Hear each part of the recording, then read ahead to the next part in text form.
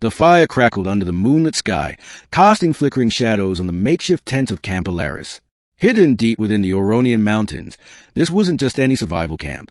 It was a secret place, known only to a few, where fugitives, ex-soldiers, and ghosts of the past came to disappear. People came to Alaris with secrets, and they left with them buried. Damien hadn't expected to care. He had come here to escape everything.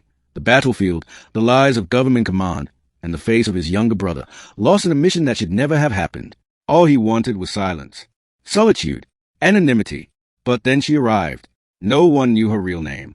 She was known only as Vesper, the woman in the obsidian mask, full-faced, metal-crafted, and cold like winter steel. She never took it off, not to eat, not to sleep, not even when the heat of midday scorched the mountain air. Vesper was deadly with a blade and even more with her words. She spoke rarely, but when she did, people listened, especially Damien.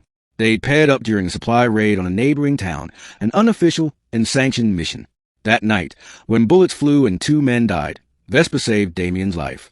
With swift precision and a chilling silence, she had eliminated the threat and dragged him to safety. After that, he couldn't stop watching her. The others at camp whispered stories about her. Some said she was a spy, others, a royal runaway. A few believed she wasn't human at all. But Damien saw the way her fingers trembled sometimes when she thought no one was watching. The way she touched the edge of her mask like it held both a prison and her protection. She was hiding something, not just from them, but from herself. They spent more time together, chopping firewood, planning missions, or just sitting in silence. And in those moments, something grew. Something fragile, like a flower blooming in the ashes. Then came the betrayal. A man from Camp Garrick sold their location to bounty hunters. They came in the dead of night, merciless and organized. Gunfire shattered the mountain stillness. Tents were set ablaze. People screamed. Damien found himself dragging Vesper through the smoke, blood leaking from a wound on her side. She had taken a bullet meant for him. No, he had whispered. No, no, no, stay with me. He carried her out of the chaos and into the woods. They collapsed in a hidden grove, far enough from the camp for safety, but perhaps too far for help. Now, under the shadow of trees and a blood-orange moon, she lay in his arms, her breathing ragged, skin cold, and mask stained with red. I didn't want it to end like this, she whispered, voice faint behind the mask. Don't say that. Damien choked, pressing his hand against her wound. We'll get help. You'll make it. You have to make it. She reached up, trembling fingers brushing his cheek. You deserve the truth. Save your strength, he said, voice shaking. No. Listen. She pulled her hand down to the edge of her mask. Remove it, and you'll finally know who I really am. He hesitated. This moment, it was sacred, terrifying. The mask had become part of her. Removing it felt like unraveling a mystery too big to understand. Her hand covered his. Please. With shaking fingers, he touched the cool edge and slowly lifted. What he saw stole the breath from his lungs. She was beautiful, more beautiful than he'd ever imagined. But it wasn't her beauty that stunned him. It was a scar that ran from her brow to her jewel. It was her eyes, familiar, haunting, and filled with pain. It was her face, the one he had seen once in a file years ago. A mission gone wrong. A target that was supposed to be neutralized. Ariel, he whispered.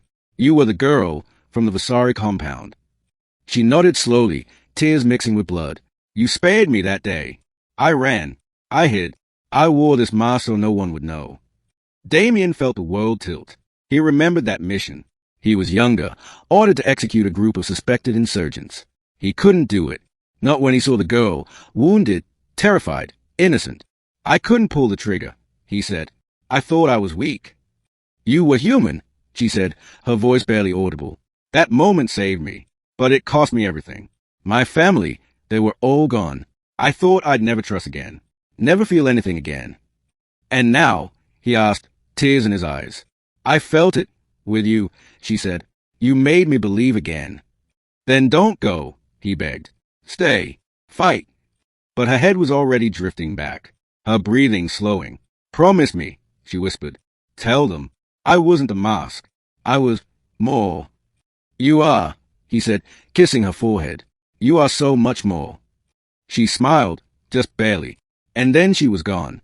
They buried her in the grove the next morning. Damien stayed beside her grave for hours, the mask resting on a carved stone. The wind whispered through the trees, and for the first time in years, he wept Not out of guilt, but out of loss. Campellaris would never be the same. The war might never end. But her story, the real story, would live on. He would make sure of it. And in the quiet moments, when the fire cracked and the shadows danced, he would sometimes feel it beside him, no longer a mystery, but a memory, a truth. And he'd whisper to the wind, "I know who you really were.